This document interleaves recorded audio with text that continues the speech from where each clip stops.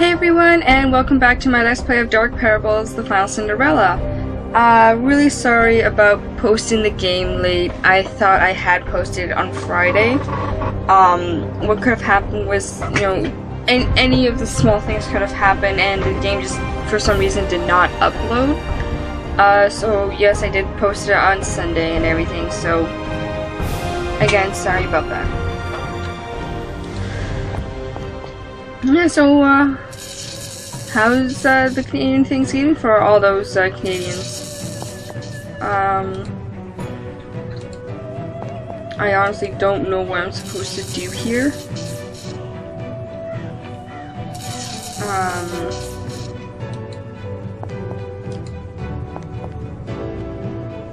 I just realized it looks like the golem thing that we just defeated. Oh yeah, there's the sign over there. I'm probably just missing the obvious right now.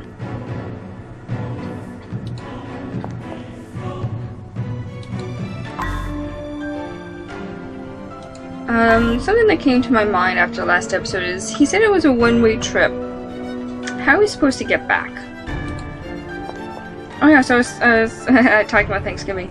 Yeah, so it was Canadian Thanksgiving over this past weekend.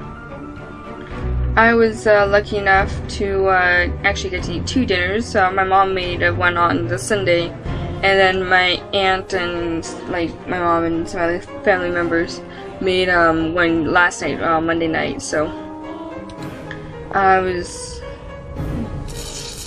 Postmaster's Week now. Oh my gosh, should read those things more.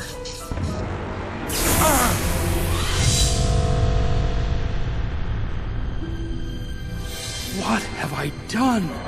I almost destroyed this world and the next. It's okay, Geppetto, my love. Everything's turned out fine in the end.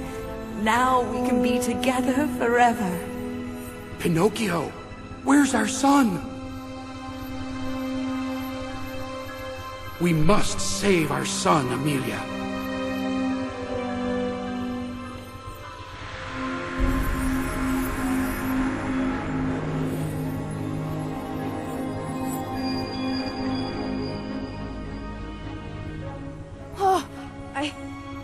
I have a real body! Thank you, Mom, Dad. I love you both. It's okay, Detective. I'll look after Pinocchio.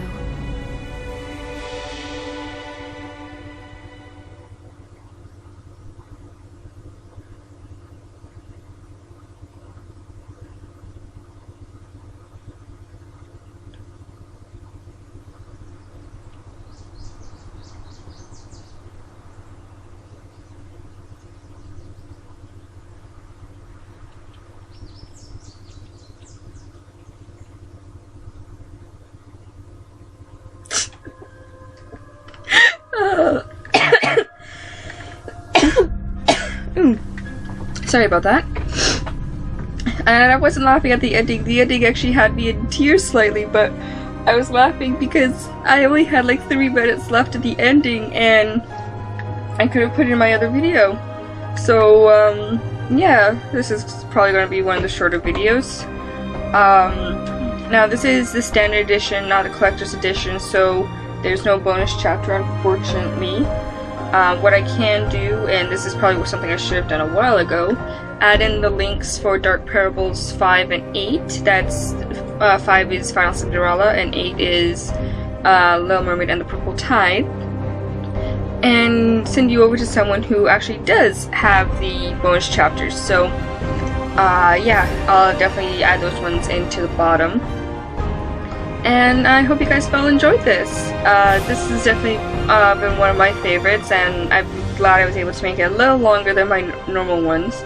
And the Dark Parables series actually is turning out to be one of my favorites, right up there with Mystery Case Files. I'm looking at the pictures trying to remember when some of this stuff happened. Oh god, that's sad. That's very sad. But yeah, so I'll definitely add in those. And personally, what I love about this one is the story. It's like, you know, yes, it's Cinderella, but you know, it's not, you know, the Cinderella we know of.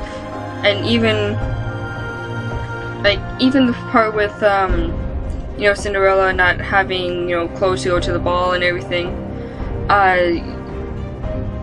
See, that's kindness right there. Thanks for playing.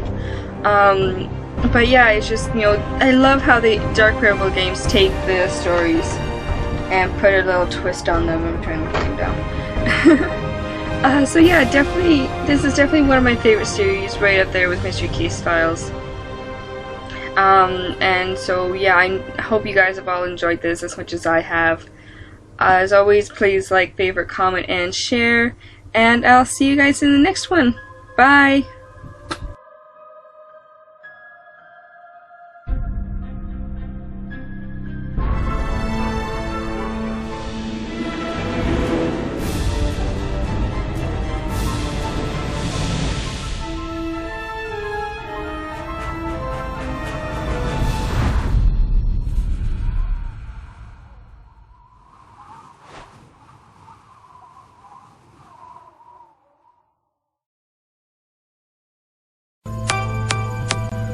Everyone, so yeah, I wasn't gonna just leave you guys like that.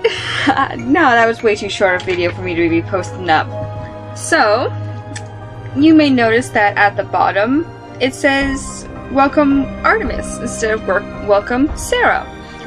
I just replayed pretty much the entire game for you guys, just so I can show you guys the stories and collectibles. Yeah. I found out after I finished the game I could not go back in, so I had to replay the game pretty much. So yeah, let's check it out. So we're back here in Pinocchio's room, and you can see that I'm actually close to the end here. But I have all the stories for you guys, all unlocked. And I have all the Cinderellas unlocked. So we'll go to the stories and listen to those first. There was once a girl who was a Cinderella, a maiden who retains her pure heart despite the hardships she bears.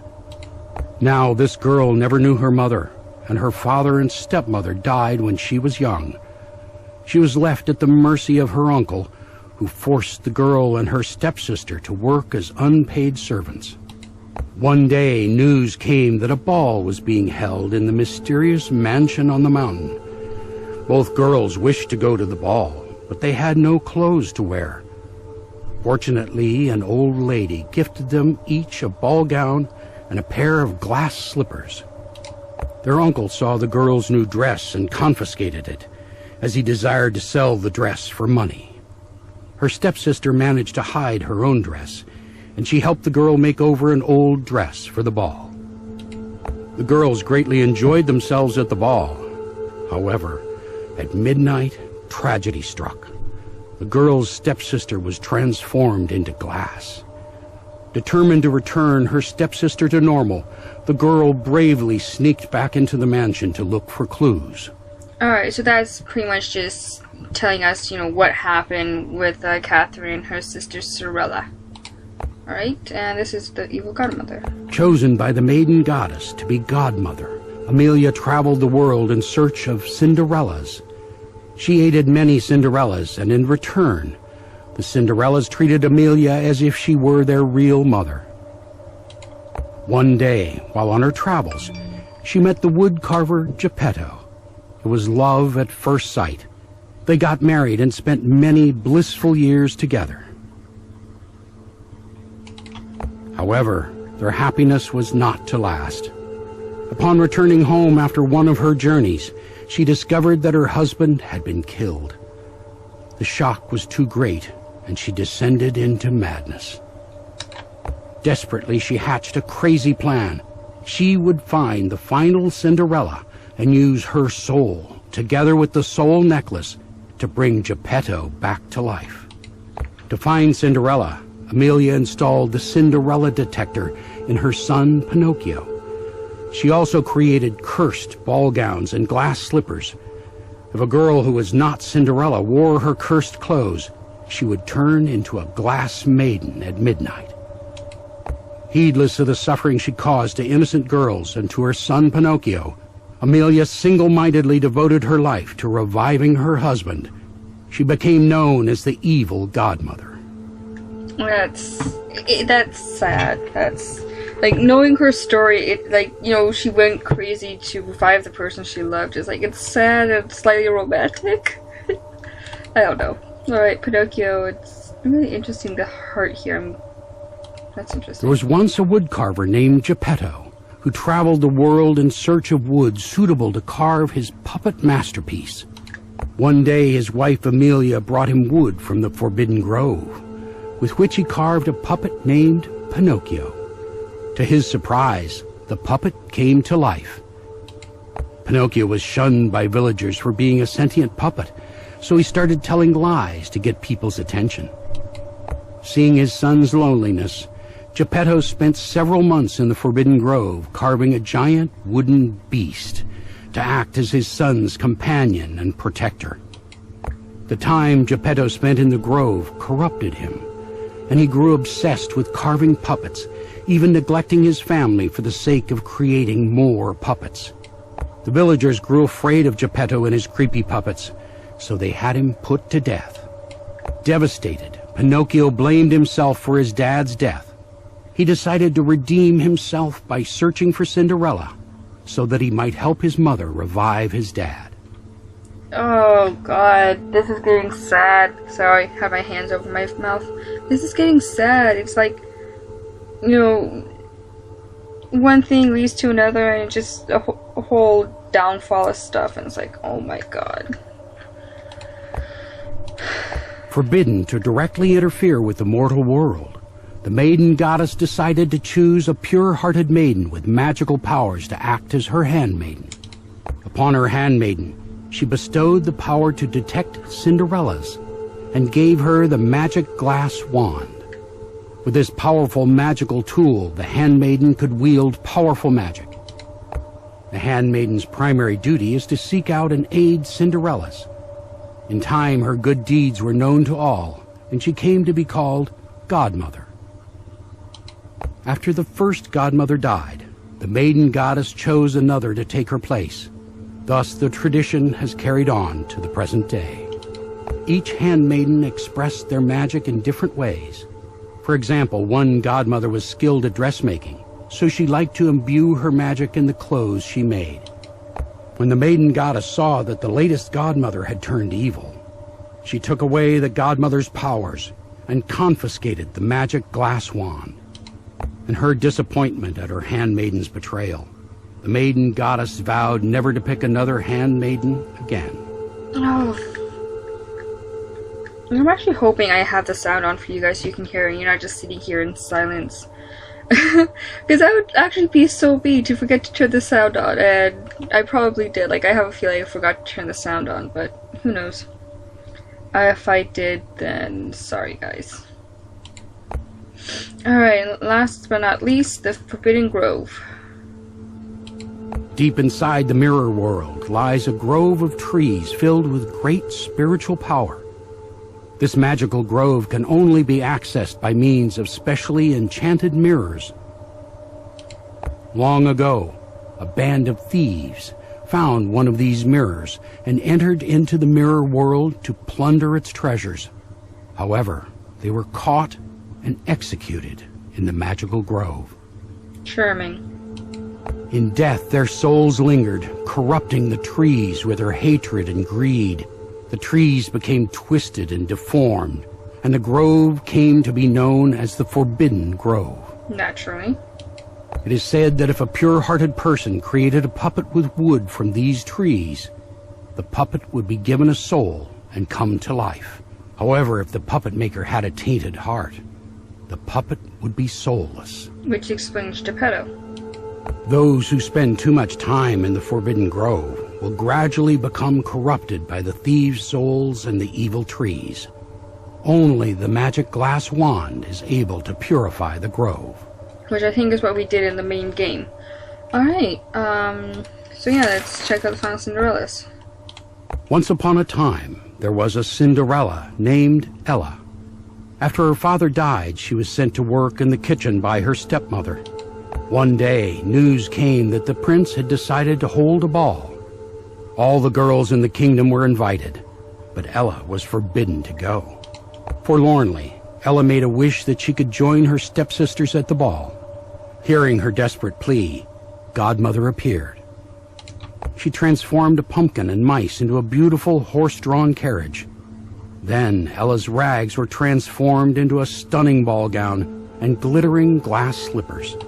Arriving at the ball, Ella immediately captured the prince's attention.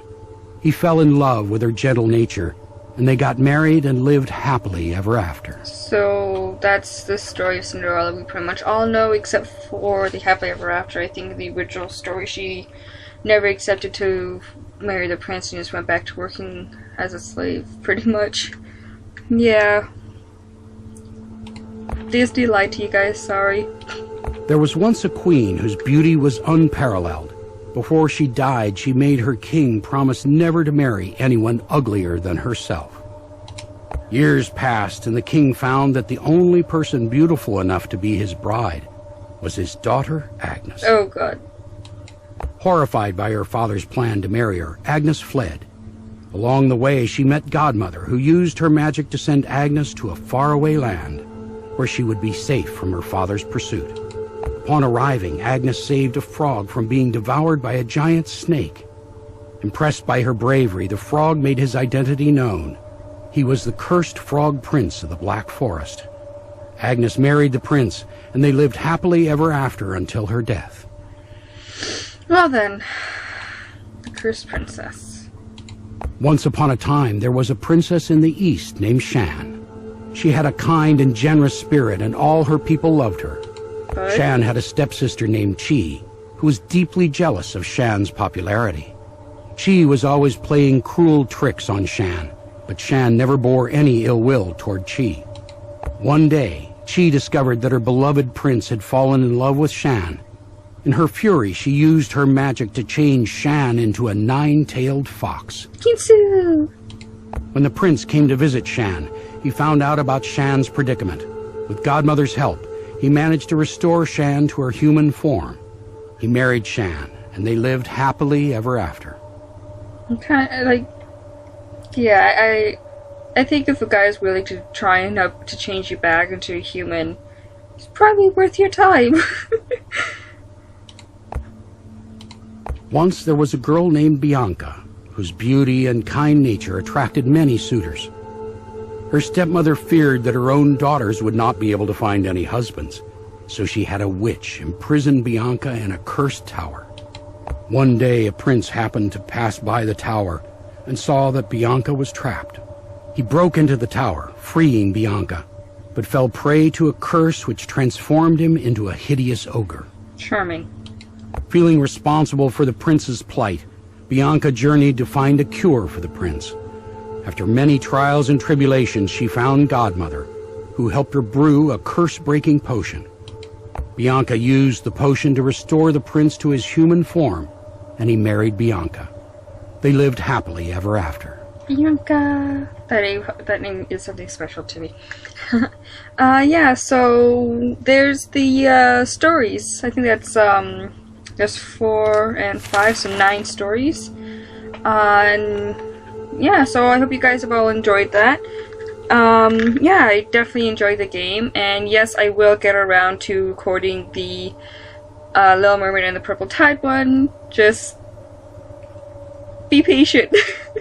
Yeah, so as tradition goes, I'll either be playing Plague Inc. on for Friday. I record for Friday, or I'll start up a new game on Thursday. Let me know what you guys think in the comments below.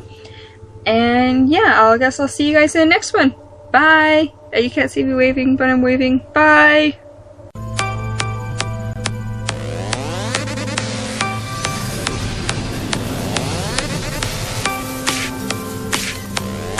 I can't deal with the guard on my own.